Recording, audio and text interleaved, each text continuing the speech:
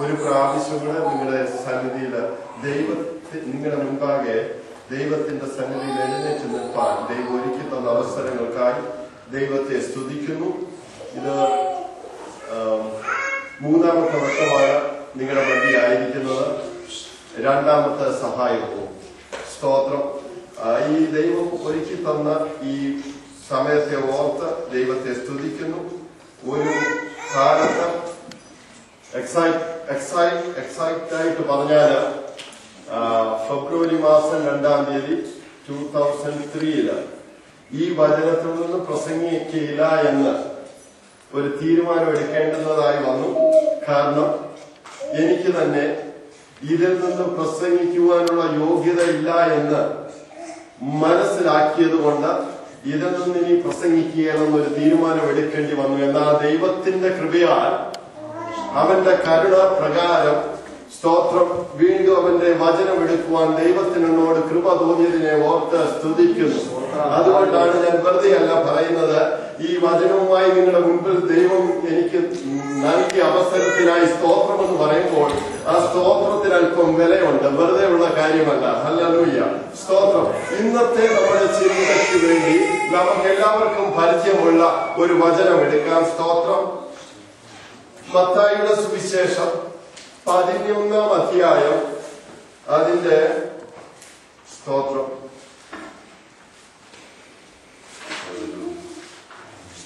അതിന്റെ 28-ഉം 29-ഉം വാക്യം.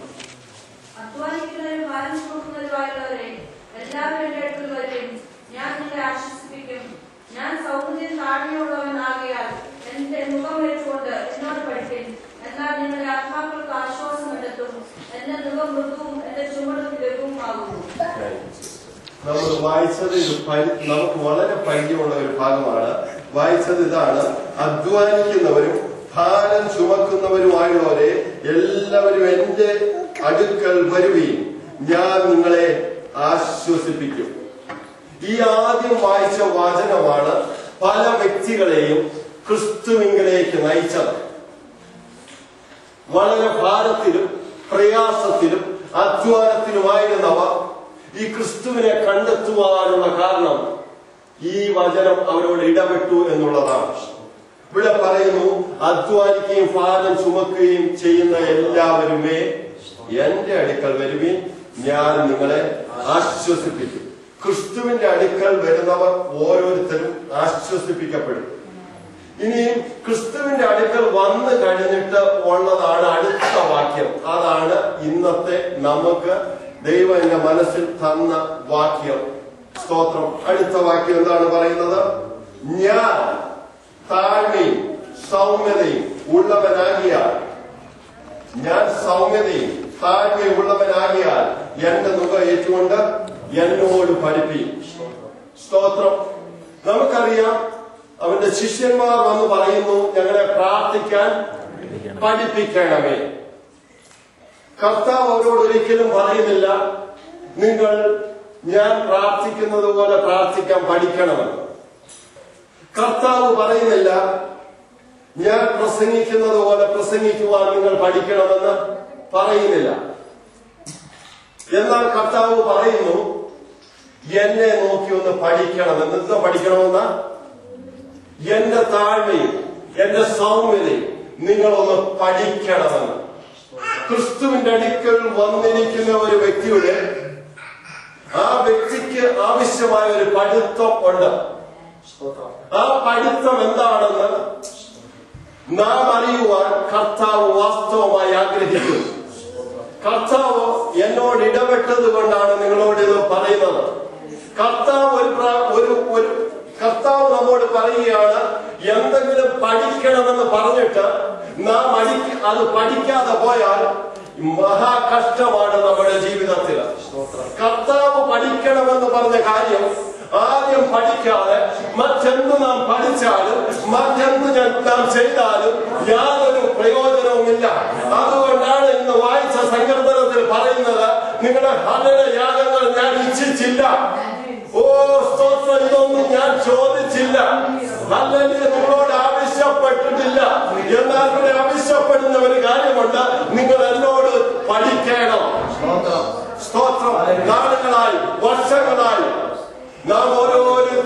ക്രിസ്ത്യാനികളാണ്. നാം ഓരോരുത്തരും ക്രിസ്തുവിനെ അനുഗമിക്കുന്നു എന്ന് പറയുന്ന വ്യക്തികളാണ്. ഹല്ലേലൂയ, ഹല്ലേലൂയ, സ്തോത്രം. എന്നാൽ കർത്താവ് നമ്മോട് പറഞ്ഞിരിക്കുന്ന, അവനെ നോക്കി പഠിക്കണമെന്ന് പറഞ്ഞിരിക്കുന്ന പഠിത്തം നമ്മുടെ ജീവിതത്തിൽ എവിടം വരെയായി എന്ന് നമുക്ക് നമ്മോട് തന്നെ ചോദിക്കാം. ഹല്ലേലൂയ. ഇപ്പോൾ വന്നവർക്ക് വേണ്ടി ഞാൻ പറയട്ടെ, നാം ഇന്ന് എടുത്തിരിക്കുന്ന വാക്യം മത്തായി സുവിശേഷം 11-ാം അധ്യായം 29-ാം വാക്യമാണ്. സ്തോത്രം. ഇത് ദൈവം നമ്മെ സ്നേഹിക്കുന്നത് കൊണ്ട് നമുക്ക് തന്നിരിക്കുന്നതാണ്. ദൈവം സ്തോത്രം, സ്തോത്രം, സ്നേഹിക്കുന്നവർക്ക് വേണ്ടിയുള്ള ഒരു പഠിത്തമുണ്ട്. എല്ലാവർക്കും പഠിക്കേണ്ടുന്ന കാര്യമല്ല. ലോകത്തെ നോക്കി മനുഷ്യനെ പഠിക്കാം. എന്നാൽ യേശുവിനെ അനുഗമിക്കുന്നവർക്ക് യേശുവിനെ നോക്കി പഠിക്കേണ്ടുന്ന കാര്യമുണ്ട്. അതിന്റെ ഒന്നാമത്തെ പഠിത്തമാണ് അവന്റെ താഴ്മയും അവന്റെ സൗമ്യതയും. സ്തോത്രം. Hallelujah, hallelujah. നാം വേദപുസ്തകം പരിശോധിച്ചാൽ നമുക്ക് കാണുവാൻ കഴിയും. അവിടെ സ്തോത്രം വാക്യങ്ങളെ എടുക്കുവാൻ താല്പര്യപ്പെടുന്നില്ല, ഓടിച്ച് ഞാൻ പറയാം. യെശയ്യാവിന്റെ പുസ്തകം 11:19 കാണുവാൻ കഴിയും. ബാബേലിന്റെ ഗർവം, സ്തോത്രം, അവന്റെ അഹങ്കാരം, അവന്റെ നിഗളം. ക്രിസ്തു ഇവിടെ പറയുന്നു, ഞാൻ താഴ്ന്നുള്ളവനായാൽ എന്നെ നോക്കി താഴ്മയും സൗമ്യതയും പഠിപ്പിക്കും. അതിന്റെ ഓപ്പോസിറ്റ് എന്താണ്? ഗർവം അല്ലെങ്കിൽ നിഗളം. ഹല്ലേലൂയ. വേദപുസ്തകം നമ്മെ പഠിപ്പിക്കുന്നു, ബാബേലിലെ കൽദയ ആൾക്കാർ നിഗളമുള്ളവരാണെന്ന് നമ്മെ പഠിപ്പിക്കുന്നു. സ്തോത്രം. വേദപുസ്തകം പറയുന്നു, സ്തോത്രം, ഹല്ലേലൂയ. യെശയ്യാവ് 16:6 മോവാബിന്റെ നിഗളമെന്ന് അവിടെ കാണുന്നു. സ്തോത്രം. യെസക്കിയേൽ 30:6 ഈജിപ്തിന്റെ നിഗളമെന്ന് കാണുന്നു. സ്തോത്രം. സക്കരിയാവ് 10:11 സ്തോത്രം അശൂരിന്റെ നിഗളമെന്ന് കാണുന്നു. സ്തോത്രം. സക്കരിയാവ് 9:6 ഫിലിസ്ത്യരുടെ നിഗളമെന്ന് കാണുന്നു. സ്തോത്രം. എല്ലാവർക്കും ഉള്ള ഒരു പാപം ഇപ്പോൾ പറഞ്ഞോട്ടെ, വേദോത്സവം ഇപ്പോൾ പറഞ്ഞോട്ടെ. ഞാൻ പിന്നെ നമുക്ക് നോക്കാം ഇത് പാപമാണോ. സ്തോത്രം. എല്ലാവർക്കും ഉള്ള ഒരു കാര്യമാണ് നിഗളം എന്ന് പറയുന്നത്. ശരിയാണോ? നമ്മൾ ഇത്രയും പറഞ്ഞു, ബാബേലിന്റെ നിഗളം, സ്തോത്രം, ഫെലിസ്ത്യരുടെ നിഗളം, അശൂരിന്റെ നിഗളം, സ്തോത്രം, മോവാബിന്റെ നിഗളം. ഇനി കുറച്ചുകൂടെ ഒന്ന് വായിച്ചു വരുമ്പോഴേ മനസ്സിലാവും ആർക്കൊക്കെയും കൂടെ ഉണ്ടെന്ന്. ഈ നിഗളം ആർക്കൊക്കെയും കൂടെ ഉണ്ടെന്ന്. സ്തോത്രം. ഹല്ലേലൂയ, സ്തോത്രം. ഹോശിയ 5:5 ഇസ്രായേലിന്റെ നിഗളം. ഇസ്രായേലിന്റെ നിഗളം. ഇസ്രായേൽ ആരാ? സ്വന്തം ജനം, തെരഞ്ഞെടുക്കപ്പെട്ട ജനം. സ്തോത്രം. ഹല്ലേലൂയ. പിന്നീട് നമുക്ക് കാണുവാൻ കഴിയും എഫ്രൈമിന്റെയും ശമരിയ നിവാസികളുടെയും നിഗളം. ആമോസ് 6:8 യാക്കോബിന്റെ നിഗളം എന്ന് കാണുന്നു. യെരമ്യാവ് 19:13 നമുക്ക് ജൂഡയുടെ നിഗളം, യെരുശലേമിന്റെ ഗർവം എന്ന് കാണുന്നു. സ്തോത്രം. ഹല്ലേലൂയ. അവസാനം ഇങ്ങോട്ട് വരുമ്പോൾ യെശയ്യാവിന്റെ പുസ്തകം 3:16 മുതൽ 24 വരെ പിന്നീട് വായിക്കാം. അവിടെ എഴുതിയിട്ടുണ്ട് സിയോൻ പുത്രിമാരുടെ നിഗളം. പറഞ്ഞു വന്നതിന്റെ ഉദ്ദേശം, ഈ നിഗളത്തിൽ നിന്ന് ആരും ഒഴിഞ്ഞിരിക്കുന്നില്ല. എല്ലാവർക്കും ഉള്ള ഒരു സംഗതിയാണ് നിഗളം. സ്തോത്രം. അതുകൊണ്ടാണ് ക്രിസ്തു പറയുന്നത്, ഒന്ന് പഠിക്കണം, എന്നെ നോക്കി പഠിക്കണം. സ്തോത്രം. നമുക്കറിയാം 1 യോഹന്നാൻ 4:16 നമുക്ക് വായിക്കുവാൻ കഴിയും. എന്ന് വായിക്കുവാൻ കഴിയും? 1 യോഹന്നാൻ 2:16 പ്രൈഡ്, നിഗളം എന്ന് പറഞ്ഞ പ്രതാപം. ഇത് എവിടെ നിന്നുള്ളതല്ല. അതെവിടെ നിന്നുള്ളതാണ്? ലോകത്തിൽ നിന്നുള്ളതാണ്, ദൈവത്തിൽ നിന്ന് ഉള്ളത് അല്ല. അതാദ്യം നാം മനസ്സിലാക്കണം. എപ്പോഴെങ്കിലും പ്രൈഡ് വന്നാൽ ആദ്യം മനസ്സിലാക്കണം അത് എവിടെ നിന്നുള്ളതാ? ദൈവത്തിൽ നിന്നുള്ളതേ അല്ല. അത് ആരിൽ കണ്ടാലും, വിശ്വാസികൾ കണ്ടാലും, പാസ്റ്ററിൽ കണ്ടാലും, പുരോഹിതനെ കണ്ടാലും, ജാതിയിൽ കണ്ടാലും, ആരെ കണ്ടാലും പ്രൈഡ് ദൈവത്തിൽ നിന്ന് ഉള്ളത് അല്ല, അത് ലോകത്തിൽ നിന്ന് ഉള്ളത് തന്നെയാണ്. സ്തോത്രം. ഹല്ലേലൂയ. സദൃശ്യവാക്യം 21:4 നമുക്ക് കാണുവാൻ കഴിയും. പ്രൈഡ്, നിഗളം ഒരു പാപമാണ്. ഞാൻ അതുകൊണ്ടാണ് നേരത്തെ നിഗളം ഒരു, ദൈവവചനം പറയുന്നു നിഗളം ഒരു പാപമാണ്. സ്തോത്രം, ഹല്ലേലൂയ, സ്തോത്രം. ഇങ്ങനെ നോക്കുമ്പോൾ യഥാർത്ഥത്തിൽ ഈ നിഗളത്തെ നോക്കിക്കഴിഞ്ഞാൽ നമുക്ക് മിക്കവാറുമുള്ള പല പാപങ്ങളും സാഹചര്യങ്ങളും കൂടെ അനുസരിച്ച് ഒരു പക്ഷെ ഇൻഫ്ലുവൻസ് ചെയ്യാവുന്ന പാപങ്ങളുണ്ട് മനുഷ്യർ. എന്നാൽ നിഗളമെന്ന് പറയുന്ന പാപമോ സ്വർഗം ശുദ്ധവും പരിശുദ്ധവുമായിരിക്കെ ഏഞ്ചൽ, സ്തോത്രം, സാത്താനായി തീർന്ന ഏഞ്ചലിൽ ഉള്ളിൽ നിന്ന് പുറപ്പെട്ട ഒരു പാപമാണ് നിഗളം. അതിന്റെ അർത്ഥം സാഹചര്യങ്ങളൊന്നും കൂടാതെ നമ്മിൽ നിന്ന് തന്നെ പുറപ്പെടാവുന്ന ഒരു പാപമാണ് നിഗളം. സ്വർഗത്തിൽ പാപത്തിന് യാതൊരു സ്ഥാനവുമില്ലായിരുന്നു. എന്നാൽ എങ്ങനെയാണ് പാപം അവിടുന്ന് സാത്താൻ പുറകെ ചാടുവാൻ, അവർ വെട്ടേറ്റ് നിലത്ത് വീഴുവാൻ കാര്യം? നിഗളം എന്ന പാപം. യഥാർത്ഥത്തിൽ നിഗളം എന്ന പാപം കൊണ്ട് തന്നെയാണ് സാത്താൻ വേണ്ടിയല്ലയോ നരകം സൃഷ്ടിക്കപ്പെട്ടത്. സ്തോത്രം, ഹല്ലേലൂയ. നമുക്കന്നേരം നിഗളം എവിടുന്ന തുടങ്ങിയെന്ന് നമുക്കറിയാം, ആരുടെയാണെന്നും നമുക്ക് അറിയാം. ഇതിന്റെ മൂല കാരണം അവിടെ ഉണ്ട്. ഇത് വെച്ചുകൊണ്ട് തന്നെയാണ് സാത്താന് ആദാമിന്റെ ഈവിന്റെ അടുക്കൽ വരുമ്പോൾ അവരെ നിഗളത്തിൽ കൂടെയാണ്, സ്തോത്രം, പരീക്ഷിക്കാൻ ശ്രമിച്ചത്. ഹല്ലേലൂയ, സ്തോത്രം, സ്തോത്രം, ഹല്ലേലൂയ. നീ ദൈവത്തെ പോലെയാണ്. അവൻ ഇരിക്കുന്ന സ്ഥാനത്ത് നിന്ന് അത് സാറ്റിസ്ഫൈഡ് അല്ലാതെ നിന്നെ ഞാൻ പൊക്കി നിർത്താം. ഹല്ലേലൂയ, സ്തോത്രം, ഹല്ലേലൂയ. ഈ നിഗളം തന്നെയാണ് സാത്താൻ യഥാർത്ഥത്തിൽ യേശു കടന്നു വന്നപ്പോഴും യേശുവിന്റെ നിഗളത്തിലാണ് ആദ്യം തൊട്ടത്. നിഗളം ഒട്ടുമില്ലാത്തതുകൊണ്ടാണ് ആ പരീക്ഷ ജയിക്കുവാൻ കഴിഞ്ഞത്. ഓ വിശന്ന് ഇരുന്ന യേശുവിന്റെ അരികെ വന്ന്, ഓ സ്തോത്രം, ഈ കല്ല് നിനക്കാൾ നീ ദൈവപുത്രനെങ്കിൽ അവിടെയാണ് വിഷയം. നീ സാക്ഷാ ദൈവപുത്രനെങ്കിൽ ഈ കല്ല് അപ്പമാക്കുവാൻ കൽപ്പിക്കാം. സ്തോത്രം. അതെന്താണ് ചെയ്യുന്നത്? നിഗളം അവിടെ ചെയ്യാമായിരുന്നു. ക്രിസ്തുവിൽ നിഗളം ഉണ്ടായിരുന്നുവെങ്കിൽ, ക്രിസ്തുവിൽ താഴ്മയില്ലായിരുന്നുവെങ്കിൽ ഉടനെ ക്രിസ്തു ചെയ്തേനെ. ഹല്ലേലൂയ. അവിടെ തീർന്നു പോയേനെ. ക്രിസ്തു സാത്താന്റെ മുൻപിൽ തോറ്റുപോയേനെ. ഈ നിഗളം തന്നെ ആദാം പരാജയപ്പെട്ടപ്പോൾ ഇവിടെ ക്രിസ്തു ഇവിടെ വിജയമെടുക്കുകയാണ്. എനിക്കും നിനക്കും വേണ്ടി ഈ നിഗളം, ഈ താഴ്മയുടെ സ്വഭാവമാണ് നാം ഓരോരുത്തരും പഠിക്കണമെന്ന് കർത്താവ് യേശു നമ്മളോട് പറഞ്ഞു. ഹല്ലേലൂയ, സ്തോത്രം, ഹല്ലേലൂയ. ഇനി നമുക്ക് നോക്കാം. ഇവിടെ പറയുന്നു, വേദപുസ്തകം വായിച്ചാൽ സോതോമ്യരുടെ പാപം എന്തായിരുന്നു? എസെക്കിയേലിന്റെ പുസ്തകം, ഹല്ലേലൂയ, സ്തോത്രം, പ്രൈസ് ദി ലോർഡ്, ഹല്ലേലൂയ, 16:49 വായിച്ചാൽ നമുക്കറിയാം സോതോമ്യരുടെ പാപം എന്ന് പറയുന്നത് ആണാണോടും പെണ്ണോടും ഉള്ള ആ പാപമാണോ? അതിനേക്കാൾ വലിയ പാപം. അങ്ങനെയുള്ള പാപം പ്രകടമായി പുറത്തു വന്നതിന് ഉള്ളിലൊരു പാപമുണ്ട്. നിഗളമാണ്. അതിനാദ്യം വായിച്ചു നോക്കാം. ഹല്ലേലൂയ, സ്തോത്രം, പ്രൈസ് ദി ലോർഡ്. എസെക്കിയേൽ 16:49. സൊദോമിന്റെ അകൃത്യമോ ഗർവവും തീൻപുളക്കും നിർഭയ സ്വൈര്യവും അവൾക്കും അവളുടെ പുത്രിമാർക്കും ഉണ്ടായിരുന്നു. മതി. സോതോമിന്റെ അകൃത്യമോ, ആദ്യം എന്താ പറയുന്നത്?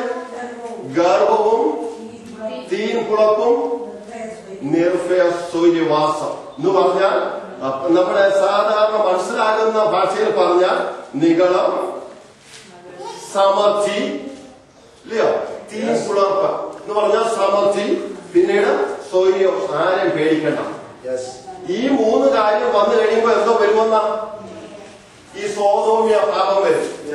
സ്തോത്രം. അതുകൊണ്ടാണ് അമേരിക്കയിലും ഇവിടെ ലോകത്തിന്റെ നാനാ ഭാഗത്തും പടർന്ന് പന്തലിച്ചുകൊണ്ടിരിക്കുകയാണ്.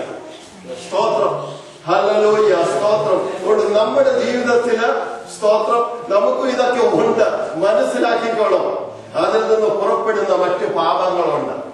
ഹല്ലേലൂയ.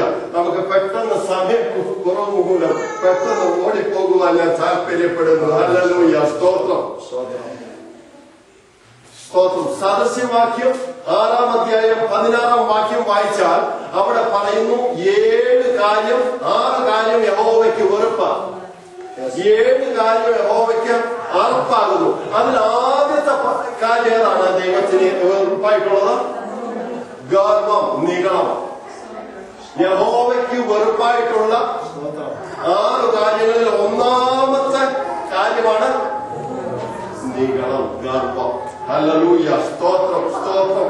ആമോസ് 6:8 വായിച്ചാൽ നമുക്ക് വേണം, യഹോവ ദൈവം സ്തോത്രം അതിനെ വെറുക്കുന്നു. ഇതിനെ നിഗളത്തെ വെറുക്കുന്നു. സ്തോത്രം. യഹോവ ദൈവം വെറുക്കുന്ന കാര്യം നമുക്ക് വേണ്ട. ഇനിയും വായിച്ചാൽ നമുക്ക് അറിയാം. സ്തോത്രം. God will not endure the proud. 101-ാം സങ്കീർത്തനം 5-ാം വാക്യം വായിച്ചാൽ യഹോവ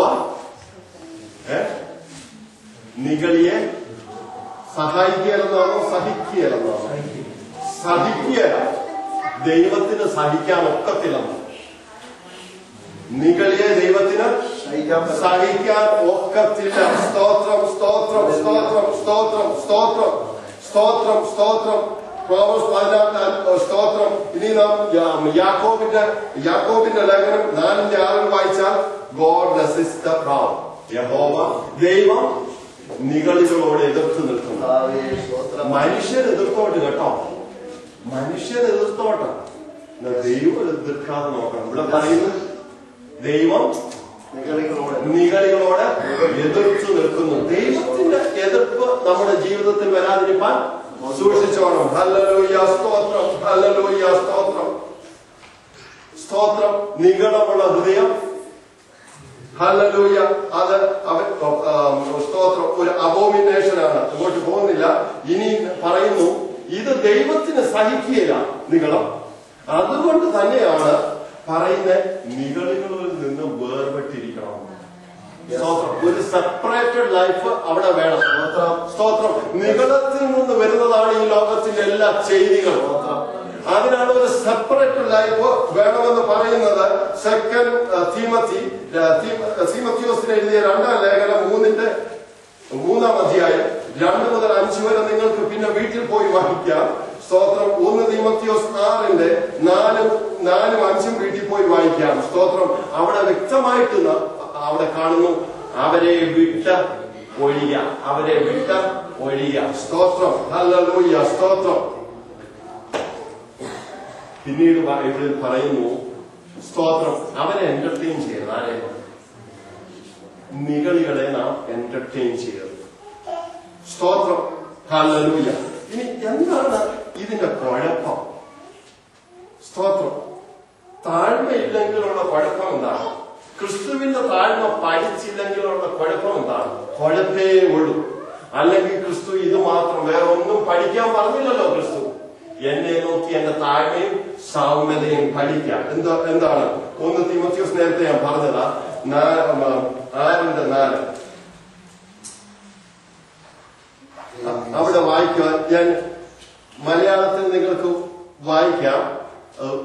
വായിക്കാം, പെട്ടെന്ന് ആർക്കെങ്കിലും വായിക്കാം. ഒന്നും തിരിച്ചറിയാതെ തർക്കത്തിന് വാഗ്വാദത്തിന് ഭ്രാന്ത് പിടിച്ച് ഓക്കെ. അവിടെ പറയുന്ന യഥാർത്ഥത്തിൽ ഇംഗ്ലീഷിൽ വായിച്ച ഒന്നുകൂടെ ക്ലിയർ ആണ്. He is proud knowing nothing but is obsessed with disputes and arguments over words. പിന്നുള്ളതാ ശ്രദ്ധിക്കേണ്ടി.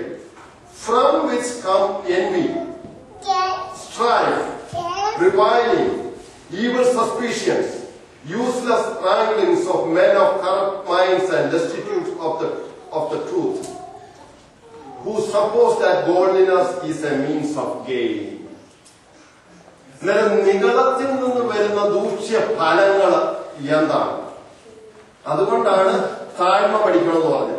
നിഗളമുണ്ടെങ്കിൽ ഈ ദൂഷ്യ ഫലങ്ങളൊക്കെ വരും. എന്തൊക്കെയാ അവിടെ പറഞ്ഞിരിക്കുന്നത്? ദൂഷ്യ ഫലങ്ങൾ. അസൂയ. എവിടുന്ന ഓരോന്ന് വെച്ചപ്പോ അസൂയ. അസൂയ എവിടുന്നാ വരുന്നത്? നിഗളത്തിലാണ്. വേറൊരാൾ വലിയ വീട് വാങ്ങിച്ചാൽ ഞാൻ അവനേക്കാൾ വലുതല്ലയോ, അവനെന്തോ ഞാൻ വലിയ, നിങ്ങൾക്ക് പറയുന്ന മനസ്സിലായല്ലോ. അസൂയ എവിടുന്നാ വരുന്നത്? എപ്പോഴെങ്കിലും അസൂയ വന്നിട്ടുണ്ടെങ്കിൽ ചിന്തിച്ചോണം, കർത്താവേ ഞാനൊരു നിഗളിയാണ്. അതുകൊണ്ട് എന്റെ സൗമ്യത പഠിക്കാൻ പറഞ്ഞതിന്റെ കാര്യം. സ്തോത്രം. അസൂയ. അടുത്തത് ഷണ്ട. നിങ്ങൾ എടുത്തു നോക്കിക്കോ, ഷണ്ട 99% ഉണ്ടായിരിക്കുന്നത് എന്തുകൊണ്ടാ? നിഗളം കൊണ്ടാ. ഒരാൾ പറയും ഇതാ ശരി, മറ്റേ ഒരാൾ പറയും അതാ ശരി. എവിടെ നിന്ന് വരുന്നതാണ്? നിഗളത്തിൽ. അടുത്തത് സമയമില്ലാത്തോടെ അടുത്താണ് ദൂഷണം. ദൂഷണം പറയും. ഇത് വരുന്നത് എന്തുകൊണ്ടാ? അടുത്തത് ദുസംശയം. സംശയം. നമ്മൾ പറയുന്ന കാര്യം വിശ്വസിക്കുകയില്ല. അതിന്റെ അർത്ഥം നമ്മൾ അതിനേക്കാൾ ഏതാണ്ട് എനിക്ക് വലുതായിട്ട് അറിയാം. ഒരാള് പറയുന്ന കാര്യം അതുപോലെ എടുക്കുകയല്ല. കാരണം നമ്മുടെ നിഗളമാണ് കുഴപ്പം. നമ്മുടെ നിഗളം പറയുന്നവനാണ് അതല്ല അവൻ ഉദ്ദേശിച്ചത് അതല്ല. ദുസംശയം. അടുത്തത് ദുർബുദ്ധികള്. സത്യത്തെ ത്യജിച്ചു കളയുക. സ്തോത്രം. ഈ ഇങ്ങോട്ട് വന്നു കഴിഞ്ഞാൽ ഇതല്ല, ഇനി അങ്ങോട്ട് പോകണ്ട. ഇനി അടുത്ത നമുക്ക് നോക്കാം. സ്തോത്രം. നിഗളത്തിന്റെ വേറൊരു ലക്ഷണമാണ് തൃപ്തിയിലാണ്. ഇസ്രായേൽ മക്കൾ മരുഭൂമിയിൽ കൂടെ വരുമോ? എന്തെങ്കിലും തൃപ്തി ഉണ്ടായിരുന്നോ?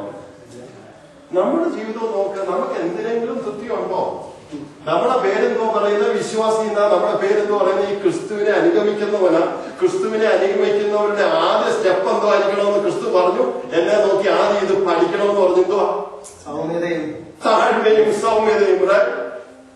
അപ്പോൾ ഇവിടെ നമ്മൾ നോക്കുമ്പോൾ എന്താണ്? തൃപ്തിയില്ലായ്മ. സ്തോത്രം. അത് വിശദീകരിക്കാൻ ഞാൻ താല്പര്യപ്പെടുന്നില്ല. തൃപ്തിയില്ല, ഒന്നിനും തൃപ്തിയില്ല. അവരെല്ലാത്തിനും കുറുകുറുക്കോ. സ്തോത്രം. നമ്മുടെ ജീവിതത്തിൽ എപ്പോഴെങ്കിലും തൃപ്തിയില്ലായ്മയുടെ അനുഭവം നിങ്ങളുടെ ജോലിയിലോ, നിങ്ങളുടെ വീട്ടിലോ, നിങ്ങളുടെ സഭയിലോ എവിടെയെങ്കിലും പോകുമ്പോൾ ഉണ്ടായാൽ ആദ്യം നോക്കണം, ഇത് അവരിൽ നിന്ന് വരുന്നയാണോ? അതിനല്ല വരുന്നത് കേട്ടോ. നിഗളം എന്ന് പറഞ്ഞാൽ ഇതല്ല എനിക്ക് അർഹതപ്പെട്ടത്. എനിക്ക് അർഹതപ്പെട്ടത് മോറ. സ്തോത്രം. അവിടെ അതുകൊണ്ടാണ് പറയുന്നത് തങ്ങളുടെ സ്ഥാനം സൂക്ഷിക്കാത്ത ദൂതന്മാർ അവരവിടത്തേക്ക് വീണതില്ലയോ? അവർക്ക് തൃപ്തി. അവരുടെ സ്ഥാനം സൂക്ഷിക്കുക. അവിടെ പോരാ, കഴിഞ്ഞില്ല. ഹല്ലേലൂയ, ഹല്ലേലൂയ, ഹല്ലേലൂയ. സ്തോത്രം. ഡിസാറ്റിസ്ഫാക്ഷൻ. ഹല്ലേലൂയ. ഇനി അടുത്ത പറഞ്ഞോ നിഗളത്തിൽ നിന്ന് വരുന്നതാണ് you expect everything from others. മറ്റുള്ളവരെന്നെ ബഹുമാനിക്കണം. മറ്റുള്ളവരെന്നെ കുറിച്ച് പുകഴ്ത്തി പറയണം. You expect everything from others. അവൻ വന്ന് എനിക്ക് എന്തോ ചെയ്യണം? കൈ കാണണം. അവൻ എന്നോട് വന്ന് ക്ഷമ ചോദിക്കണം. You expect everything from others rather than accepting. താഴ്മയുള്ളവർക്കേ പറ്റൂ എന്തോ അക്സെപ്റ്റ് ചെയ്യാനുള്ള സിറ്റുവേഷൻ. അവൻ ഇങ്ങോട്ടല്ല, നീ അങ്ങോട്ടാ ചെല്ലുന്നത്. അതിന് താഴ്മയും സൗമ്യത, താഴ്മ. സ്തോത്രം. ഇനി നമുക്ക് കാണുവാൻ കഴിയും. സ്തോത്രം. ഗ്രീഡിനെസ്. ചിന്തിച്ചിട്ടുണ്ടോ?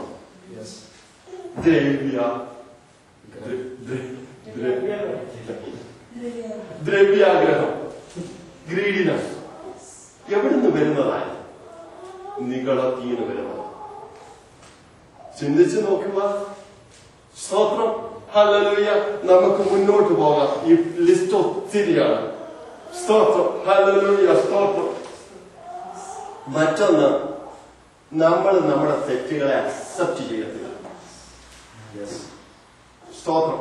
ആ സൈഡ് എനിക്ക് വന്ന് പറഞ്ഞു, നീ കാണിക്കുന്നത് ശരിയല്ല, നിനക്ക് ഇത് ഉപദേശമൊന്നും എടുക്കുവാൻ ഉടനെ അക്സെപ്റ്റ് ചെയ്താൽ പോരായിരുന്നു. അതിന് പകരം എന്തോ ചെയ്തു? വൃദ്ധിച്ചു. എന്നാൽ ദാവീദോ, നീയാണ് ആ മനുഷ്യനെന്ന് പറഞ്ഞപ്പോൾ നിലപാട് ശരിയാണ്, ഞാൻ തന്നെ കുറ്റം ഏക്കുന്നത്. നികള ഹൃദയം ഒരിക്കലും സഹോദരൻ ഞാൻ തെറ്റിപ്പോയി കേട്ടോ. ഞാൻ പറയട്ടെ, നമ്മളെല്ലാം തെറ്റിപ്പോന്നവരാ. സഹോദരി ഞാൻ തെറ്റിപ്പോയി, ഞാൻ അത് പറഞ്ഞുകൂടായിരുന്നു, തെറ്റിപ്പോയി. നമ്മുടെ കുറ്റങ്ങളെ അക്സെപ്റ്റ് ചെയ്യുന്നതാണ് താഴ്മ. സ്തോത്രം സ്തോത്രം സ്തോത്രം സ്തോത്രം സ്തോത്രം സ്തോത്രം. പകരം നമ്മൾ എന്തോ ചെയ്യുന്നത്? അതിന് ജസ്റ്റിഫിക്കേഷൻ. ഓ, ഞാൻ അങ്ങനെ ചെയ്തത്, അല്ലെങ്കിൽ ഞാൻ പറഞ്ഞത് ഇന്നതുകൊണ്ടാ ഇന്നതുകൊണ്ടാ ഇന്നതുകൊണ്ടാ ഇന്നതുകൊണ്ടാ നമ്മളെ തന്നെ ജസ്റ്റിഫൈ ചെയ്യാം. ഹല്ലേലൂയ. ഇത് വിശ്വാസിക്ക് വേണ്ട, ക്രിസ്തുവിനെ അനുഗമിക്കുന്ന വ്യക്തിക്ക് വേണ്ട. ഹല്ലേലൂയ ഹല്ലേലൂയ. സ്തോത്രം സ്തോത്രം സ്തോത്രം സ്തോത്രം. അത് മാത്രമോ, നമ്മെ തന്നെ ജസ്റ്റിഫൈ ചെയ്യാൻ ശ്രമിക്കുകയും വി അക്യൂസ് അതേഴ്സ്. മറ്റുള്ളവരെ എല്ലാം മറ്റുള്ളവരുടെ കുറ്റം ഒരിക്കലും നമ്മുടെ. ഇതിന് ജസ്റ്റ് ഓപ്പോസിറ്റ് ആണ് ക്രിസ്തു ചെയ്തത്. താഴെ ഉണ്ടാകണം. അവർ പറയുന്നു അവൻ മറ്റുള്ളവരെ ജസ്റ്റിഫൈ ചെയ്തു. എല്ലാം കുറ്റം അവ ഏറ്റെടുത്തു, എന്നിട്ട് അവരെ നീതീകരിച്ചു. ഇതാണ് ക്രൂസിൽ കർത്താവ് നമുക്ക് വേണ്ടി ചെയ്തത്. നമ്മുടെ അതിക്രമം അവൻ ഏറ്റെടുത്തു. ഞാനാ കുറ്റക്കാരൻ. എന്നിട്ട് നമ്മെ ശുദ്ധീകരിച്ചു. നാം ശരിയാണെന്ന് പറഞ്ഞു. അവൻ ജസ്റ്റിഫൈ ചെയ്തു. അവിടെ വായിച്ചു നോക്കിയാൽ അറിയാം. സ്തോത്രം. അവൻ നമ്മെ നീതീകരിച്ചു. നമ്മൾ തിരിച്ചാ ചെയ്യുന്നത്. ഹല്ലേലൂയ. സ്തോത്രം. ഇനി അടുത്തതാ സ്തോത്രം. താഴ്മയില്ലാത്ത അനുഭവം അല്ലെങ്കിൽ നിങ്ങളുള്ള ഹൃദയം ഒരിക്കലും മറ്റുള്ളവരോട് ക്ഷമിക്കത്തില്ല. സഹോദര ക്ഷമിക്കണമെന്ന് പറഞ്ഞാലും ക്ഷമിക്കാത്ത ഒരു ഹൃദയം. ഹല്ലേലൂയ. ഒരിക്കലും ക്ഷമിക്കുകയില്ല. അറിയാലോ, സ്വർഗമെന്ന് പറയുന്നത് എന്താണ്? ക്ഷമിച്ചവരുടെയും ക്ഷമ ലഭിച്ചവരുടെയും കൂട്ടമാണ് സ്വർഗം. അത് വിട വെച്ച് നടന്നോണം. അവിടെ ചെന്നിട്ട് ചോദ്യവും പറച്ചിലും ഒന്നുമില്ല. നമ്മുടെ പാപങ്ങൾ ക്ഷമിച്ചു കിട്ടി. സ്തോത്രം. കർത്താവ് പറഞ്ഞു, നിങ്ങളുടെ കടക്കാരോ ഇല്ലയോ, അവിടെ പാപങ്ങളെ നിങ്ങൾ ഹൃദയപൂർവ്വം ക്ഷമിക്കാഞ്ഞാൽ പിതാവും നിങ്ങളുടെ പാപങ്ങളെ ക്ഷമിക്കില്ല. ഈ നഗ്നസത്യം കർത്താവിന്റെ വായിൽ നിന്ന് വന്ന ഈ വാക്ക് എനിക്ക് പലപ്പോഴും വിഷമം തോന്നിയിട്ടുണ്ട്. അത് നാം പാലിച്ചില്ല എങ്കിൽ അതിലൊരു ഫലമില്ലാതെ. കർത്താവിന്റെ പ്രാർത്ഥന എന്തോ പഠിപ്പിച്ചത്? കർത്താവെ, ഞങ്ങൾ ഞങ്ങളുടെ കടക്കാരോട് ക്ഷമിക്കുന്നത് പോലെ ഞങ്ങളുടെ കടങ്ങളെ ഞങ്ങളോടും ക്ഷമിക്കണമേ. അതുകൊണ്ടാണോ പലപ്പോഴും ഈ കർത്താവിന്റെ പ്രാർത്ഥനയിലെ വാക്യങ്ങളൊന്നും ഉരുവിട്ട് പ്രാർത്ഥിക്കാത്തത്? സ്തോത്രം സ്തോത്രം സ്തോത്രം. ഹല്ലേലൂയ. സ്തോത്രം സ്തോത്രം സ്തോത്രം സ്തോത്രം സ്തോത്രം സ്തോത്രം സ്തോത്രം. എവിടുന്ന് ആങ്കർ വരുന്നത്? നിങ്ങളും കണ്ടോ? സ്തോത്രം. ആണോ? കോപം വരുന്ന എവിടുന്ന്? നിങ്ങളും കണ്ടോ? അല്ലാത്തൊരു കോപമുണ്ടേ ദൈവിക. അതാ മോശ ഇറങ്ങി വന്നപ്പോൾ കോപിച്ചെന്ന് പറയുന്നു. അതല്ലേ കർത്താവ് അവിടെ പറയുന്നു. കർത്താവ് അവിടെ കോപിക്കുന്ന അത് വേറൊരു ആങ്കറാണ്. ആ ആങ്കറിന്റെ കാര്യമല്ല. നിങ്ങൾ ഇനി മുതൽ ചിന്തിച്ചോണം. എപ്പോൾ ഇനി കോപം വന്നാലും ചിന്തിച്ചോണം. ഇത് എവിടുന്ന് വരുന്ന? നികളത്തിൽ നിന്ന് വരുന്നത്. അവിടെ നികളത്തെ കൊള്ളുമ്പോഴാണ് കോപം വരുന്നത്. അവിടെ നിന്ന് തട്ട് നികള ഇരിക്കുന്നുണ്ട്. അല്ലെങ്കിൽ കോപം വരത്തില്ല. ഏത് സിറ്റുവേഷൻ ആയാലും. ഹല്ലേലൂയ. സ്തോത്രം. ഹല്ലേലൂയ. സ്തോത്രം. ഇനി അനേക കാര്യങ്ങൾ ഉണ്ട്. സ്തോത്രം. ദൈവത്തിന് സ്തോത്രം. പ്രൈസ് ചെയ്തോ. പ്രൈസ്. കണ്ണുകളാണ്. സ്തോത്രം. ഹല്ലേലൂയ. നമുക്ക് കണ്ണുകളാണ്. Price price. ഹല്ലേലൂയ. ഒരു വാക്യം കൂടെ വായിക്കുവാൻ താല്പര്യപ്പെടും. കണ്ണുകളാണ്. ഹല്ലേലൂയ. സ്തോത്രം സ്തോത്രം സ്തോത്രം. ഹല്ലേലൂയ ഹല്ലേലൂയ. സ്തോത്രം. ഒരാൾക്ക് യെരമ്യാവിന്റെ പുസ്തകം സ്തോത്രം 13:17 വായിക്കാം. സ്തോത്രം. തമസം കൂടി നിങ്ങൾ കേട്ടനുസരിക്കില്ലെങ്കിൽ ഞാൻ നിങ്ങളുടെ ഗർഭനിമിത്തം രഹസ്യത്തിൽ കരയും. യഹോവയുടെ ആട്ടിൻകൂട്ടത്തെ പിടിച്ചുകൊണ്ട് പോയിരിക്കുക. ഞാൻ നിങ്ങളുടെ ഗർഭനിമിത്തം രഹസ്യത്തിൽ കരയും. എപ്പോഴാണ് നമുക്ക് രഹസ്യത്തിൽ നമ്മൾ പോയി കരയുന്നത്? അത്രമാത്രം വിഷമമുള്ളപ്പോഴാണ് രഹസ്യത്തിൽ പോയി കരയുന്നത്. ഇവിടെ ദൈവം പറയുകയാണ്, യഹോവയായ കർത്താവ് പറയുകയാണ്, നിങ്ങളുടെ നിഗളം നിമിത്തം, വേറെ ഒന്നുമല്ല, നിങ്ങളുടെ നിഗളം നിമിത്തം. ഈ നിഗളമാണ് നരകത്തെ നിർമ്മിച്ചത്. ഈ നിഗളമാണ് സ്തോത്രം മനുഷ്യനെ വീഴിച്ചത്. നിങ്ങളുടെ നിഗളം നിമിത്തം ഞാൻ രഹസ്യത്തിൽ കരയും. നിഗളം കർത്താവിനെ. കാരണം അതിൽ നിന്ന് സ്തോത്രം സ്തോത്രം. ഓ, ഇതിൽ നിന്ന് നിങ്ങളെ എങ്ങനെ ഈ നിഗളം വെച്ചുകൊണ്ട് എങ്ങനെ കൊടുക്കും? നേരത്തെ ഞാൻ പറഞ്ഞു, അവന് സഹിക്കാൻ പറ്റുന്ന കാര്യമല്ല. നിഗളികളോട് അവൻ എതിർത്ത് നിൽക്കുന്നു. സ്തോത്രം സ്തോത്രം. ഒരു ദൈവഭക്തൻ ഇങ്ങനെ ഒരു ദർശനം കണ്ടു. സ്വർഗത്തിലേക്ക് ചില പടികളാണ്. ഓരോ പടിയിലും ഓരോ ഓരോ ഓരോ സ്വഭാവങ്ങൾ എഴുതിയിരിക്കുന്നു. ആദ്യത്തെ പടിയിൽ നോക്കിയപ്പോൾ ഈ പടി കടന്നു വേണം സ്വർഗവാതിലെത്താൻ. ആദ്യത്തെ പടിയിൽ നോക്കിയപ്പോൾ അവിടെ എഴുതിയിരിക്കുന്നു താഴ്മ.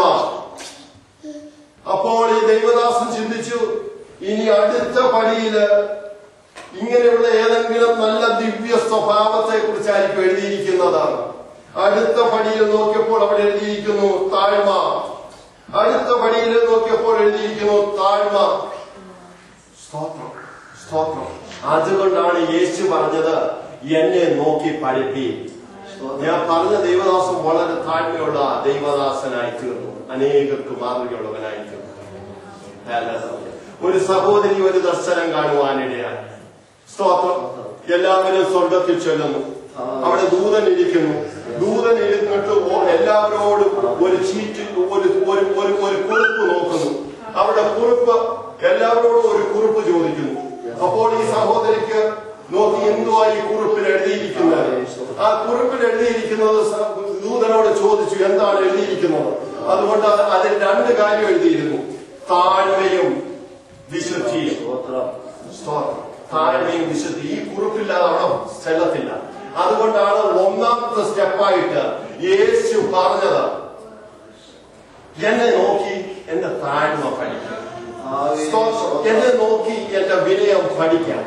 Hallelujah hallelujah. ഓ, കർത്താവ് വന്നപ്പോൾ അവൻ താഴ്ന്ന സ്ഥലത്ത് ജനിച്ചു. ഓ, അവന്റെ ജനനം താഴ്മയുടെ അനുഭവത്തിലായിരുന്നു. ഹല്ലേലൂയ. അവന്റെ വളർച്ച താഴ്മയുടെ അനുഭവത്തിലായിരുന്നു. അവൻ ജനം പറയുന്നു പഠിപ്പില്ലാത്തവനെന്ന് ജനം പറഞ്ഞു. ഹല്ലേലൂയ സ്തോത്രം. ജനം പറഞ്ഞു ഇവന് സച്ചന്റെ മകനല്ലയോ എന്ന് പറഞ്ഞു. താഴ്മയുടെ അനുഭവം. കർത്താവിന് മുന്നോടിയായി അയച്ച യോഹന്നാൻ പറയുന്നു, ഞാനോ കുറയണം, അവനോ വളരണം. ഇതാണ് താഴ്മ. ഹല്ലേലൂയ. നമ്മെ തന്നെ ഏൽപ്പിച്ചു കൊടുക്കാം. കർത്താവിന്റെ സന്നിധി നമുക്ക് തന്നെ നമ്മെ ഏൽപ്പിച്ചു കൊടുക്കാം. ഇന്ന് നമ്മുടെ ജീവിതത്തോട് കർത്താവ് വാസ്തവമായി ഇടപെട്ടിരിക്കുന്നു എന്ന് ഞാൻ വിശ്വസിക്കുന്നു. ഹല്ലേലൂയ. നമുക്ക് കർത്താവിനോട് ഹല്ലേലൂയ നാം നമ്മോട് തന്നെ ചോദിക്കാം. നേരത്തെ പറഞ്ഞതുപോലെ വർഷങ്ങളായി കർത്താവിന്റെ ശിഷ്യരെന്ന് നാം അവകാശപ്പെടുന്നു, ക്രിസ്ത്യാനി എന്ന് അവകാശപ്പെടുന്നു. നാം രക്ഷിക്കപ്പെട്ട് സ്നാനപ്പെട്ട് പരിശുദ്ധാഭിഷേകം പ്രാപിച്ചു എന്ന് അവകാശപ്പെടുന്നു. എന്നാൽ അവൻ പറഞ്ഞ കാര്യം നമ്മുടെ ജീവിതത്തിൽ പഠിച്ചിട്ടുണ്ടാവും. ഇന്നു മുതൽ ഏതൊരവസരത്തിലും ഈ കാര്യം എന്റെ ജീവിതത്തിൽ പ്രാബല്യമാക്കാൻ കർത്താവേ എന്നെ തന്നെ താഴ്ത്തുവാൻ ഒരു അവസരം തരണമേ. സ്തോത്രം. ഹല്ലേലൂയ. ഒരു ഭക്തനായ വ്യക്തി ഇങ്ങനെ പ്രാർത്ഥിച്ചു. നമുക്ക് ഒരുമിച്ച് പ്രാർത്ഥിക്കാം. ഇങ്ങനെയാണ് പ്രാർത്ഥിച്ചത്. ഹല്ലേലൂയ. സൗമ്യതയും സ്തോത്രം താഴ്മയുമുള്ള യേശുവേ കേൾക്കണമേ. കർത്താവ് ആദ്യമേ പറയുന്നു, ഞാൻ താഴ്മയും സൗമ്യതയുള്ളവനാണെന്ന്. താഴ്മയും സൗമ്യതയുള്ള യേശുവേ കേൾക്കണമേ. സ്നേഹിക്കപ്പെടുവാനുള്ള ആഗ്രഹത്തിൽ നിന്നും വാഴ്ത്തപ്പെടുവാനുള്ള ആഗ്രഹത്തിൽ നിന്നും ആദരിക്കപ്പെടുവാനുള്ള ആഗ്രഹത്തിൽ നിന്നും പുകഴ്ത്തപ്പെടുവാനുള്ള ആഗ്രഹത്തിൽ നിന്നും പരിഗണിക്കപ്പെടുവാനുള്ള ആഗ്രഹത്തിൽ നിന്നും കൂടിയാലോചിക്കപ്പെടുവാനുള്ള ആഗ്രഹത്തിൽ നിന്നും അംഗീകരിക്കപ്പെടുവാനുള്ള ആഗ്രഹത്തിൽ നിന്നും താഴ്ത്തപ്പെടുമോ എന്ന ഭയത്തിൽ നിന്നും നിന്ദിക്കപ്പെടുമോ എന്ന ഭയത്തിൽ നിന്നും കഷ്ടപ്പെടുമോ എന്ന ഭയത്തിൽ നിന്നും മറക്കപ്പെടുമോ എന്ന ഭയത്തിൽ നിന്നും അപഹരിക്കപ്പെടുമോ എന്ന ഭയത്തിൽ നിന്നും ഉപദ്രവിക്കപ്പെടുമോ എന്ന ഭയത്തിൽ നിന്നും സംശയിക്കപ്പെടുമോ എന്ന ഭയത്തിൽ നിന്നും മറ്റുള്ളവർ എന്നേക്കാൾ സ്നേഹിക്കപ്പെടുന്നതും മറ്റുള്ളവർ എന്നേക്കാൾ ആദരിക്കപ്പെടുന്നതും മറ്റുള്ളവർ ഉയർത്തപ്പെട്ടിട്ട് ഞാൻ താഴ്ത്തപ്പെടുന്നതും മറ്റുള്ളവർ തിരഞ്ഞെടുക്കപ്പെട്ടിട്ട് ഞാൻ തള്ളപ്പെടുന്നതും മറ്റുള്ളവർ പുകഴ്ത്തപ്പെട്ടിട്ട് ഞാൻ അവഗണിക്കപ്പെടുന്നതും സ്തോത്രം മറ്റുള്ളവർ എന്നേക്കാൾ അംഗീകരിക്കപ്പെടുന്നതും ഞാൻ വിശുദ്ധരായി തീരുന്നതോടൊപ്പം മറ്റുള്ളവർ വിശുദ്ധരായി തീരണമെന്നും ആഗ്രഹിക്കുവാൻ യേശുവേ എനിക്ക് കൃപ നൽകണമേ അത് പ്രാർത്ഥിക്കും. എനിക്ക് തരണമേ, എന്നെ സഹായിക്കണമേ കർത്താവേ. അങ്ങ് പറഞ്ഞത് പഠിക്കുവാൻ ഞാൻ ഇന്നു മുതൽ താല്പര്യപ്പെടുന്ന കർത്താവേ, ഒരു തീരുമാനമെടുക്കുമോ? എനിക്ക് നിന്നെ നോക്കി പഠിക്കണം, നിന്നിൽ നിന്ന് പഠിക്കണം.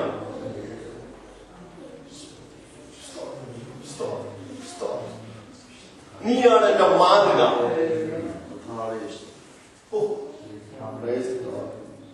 കർത്താവേ എന്നെ സഹായിക്കണം, എന്നെ സഹായിക്കണം. അങ്ങയെ പിൻപറ്റുവാൻ, അങ്ങയിൽ നിന്ന് പഠിപ്പാൻ, അങ്ങയുടെ താഴ്മ പഠിപ്പാൻ. ഞാൻ താഴ്മയുണ്ടെന്ന് ചിന്തിക്കാൻ അത് തന്നെ ഒരു പാപമാണ്. കർത്താവിന്റെ സന്നിധിയിൽ ഞാൻ ഒന്നും ആയിട്ടില്ല.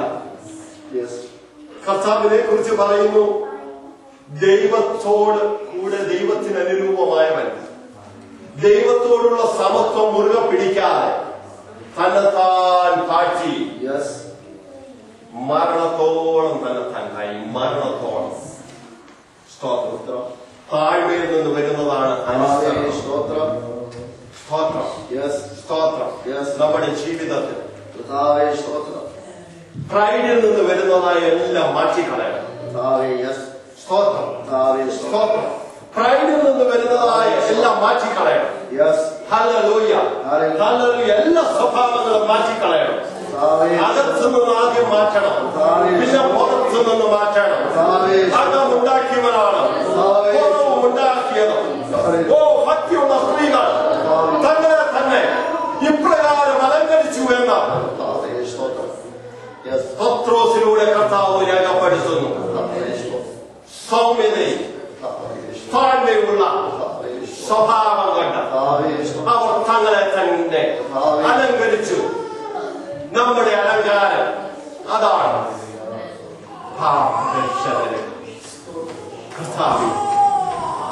പ്രൈഡിൽ നിന്ന് ഉളവാകുന്നതെല്ലാം മാറ്റുവാൻ തയ്യാറാകാം.